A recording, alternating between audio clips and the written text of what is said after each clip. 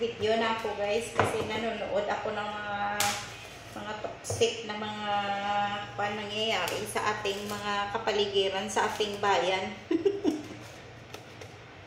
Tumataas ang aking blood pressure pag nakakarinig ako ng mga negative na mga nangyayari. Ang mga kwento na mga puro lang. Bakit naman kasi puro na lang ang mga mindset ng tao, gira-gira. Ay, bakit kasi gina-oppose mo yan? Magkagira talaga. Anong gira? Bakit kayo kung magkagira ba, exempted kayo na puro kayo negative? Hindi ba kayo kasali sa gira kung magne-negative kayo sa buhay niyo? Makataas ng presyon ba? Kaya ganyan ang ginagawa nila. Puro lang sila pabahing-bahing, ano ba yan? Dahil sa, ano ba yan? Ano bang gusto nila? Pag inaangkin ng ibang tao yung property mo, hayaan mo na lang. Sige nga. O sige, lupa mo nga na bakuran mo o taniman ng tao ng halaman nila. Papayag ka. Tapos yung mga kapitbahay, yung mga aning-aning, mga marites lang. O, nakikisaw-saw. So, ganito, ganyan. Kapitbahay ba? Hindi. Kapwa mo rin. Mga kapwa mo rin ba? Diyan na sa bakuran para lang may kunwari, nakikisimpatya pero mga kwan man lang. Mga wala ring ambag. Diba? Tapos, pag may mangyari, isisi. Ikaw kasi, kaya kasi, mahina eh.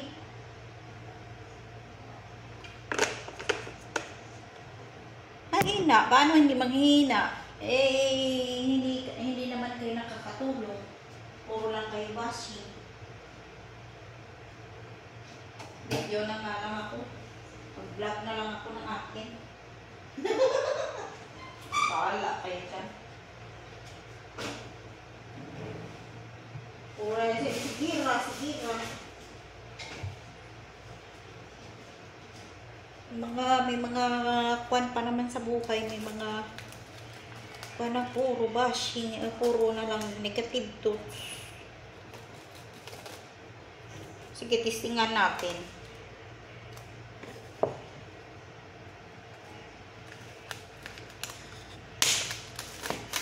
Puro kasi kwan lang ang alam eh. Katatakot. Ay, katakot nyo. Sa panahon nga ng mga Kastila, yung pagdating ni Magellan sa Pilipinas, wala nga mga armas sa mga Pilipino, itak lang nga eh. So, bakit? Wala man nagawa si Juan. Diba?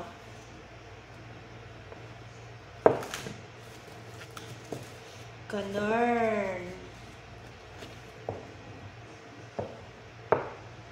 Ganyan ang mga... O, tingnan nyo guys. Oh. Wala nang pangtikip guys. Ubus na guys. Oh. Wala na pala guys.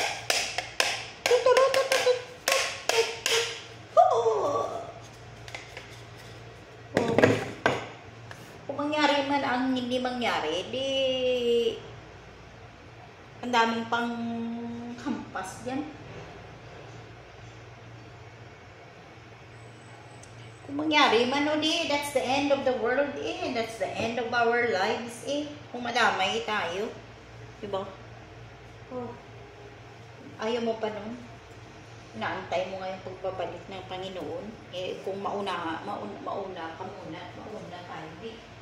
Bakit antayin pa natin?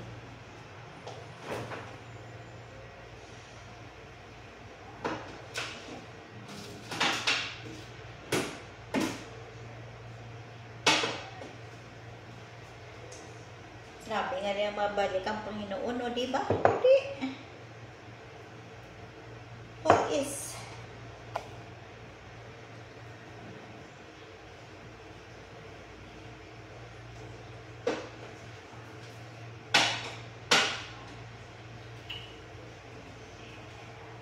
nanonood ako dun sa isang vlogger. Title, na nasa title pa lang wait, ka na ba?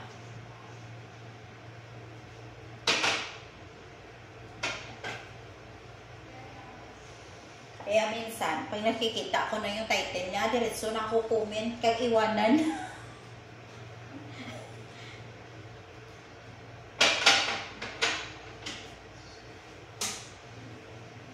Minsan kaya mga title kasi, dadayain ng audience ba? Dadayain nila. Tapos yung pala, yung laman, hindi pala yun. Kaya nakakakuan din. Sarap sutin ng mga kuan eh. Mga hita. Sarap mangurot. Sarap mangurot.